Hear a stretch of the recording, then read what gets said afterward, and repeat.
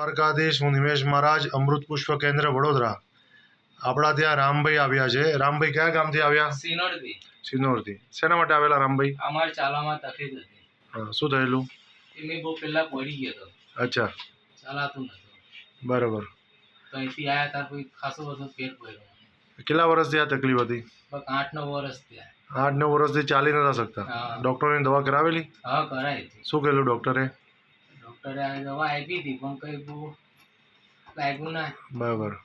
ને હવે કેટલો ફાયદો લાગે છે? મેં ખાસો ફાયદો થયો મહિનામાં તો મને. બરાબર. આ તમારા કોણ છે? બનાવી છે? હા, મારા જીજાજી છે. બોલો નામ આપણું. ગંગારામ વસાવા.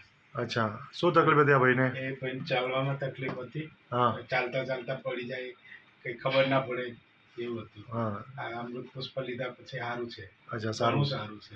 લોકોને ઉઠવા બેસવામાં તકલીફ હતી એ બંધ થઈ જાય. લોકોને આ માધ્યમથી અમૃત પુષ્પ વિશે શું કહેવા માંગશો? અમૃત પુષ્પ જે દવાઓ કામ નહીં લાગી મેડિકલની, હા. એ આ આયુર્વેદિક બહુ સરસ કામ કર્યું. અચ્છા, બહુ સરસ ફેર પડ્યો છે. બસ બસ એ જ જોઈએ. જય દ્વારકાધીશ. જય દ્વારકા.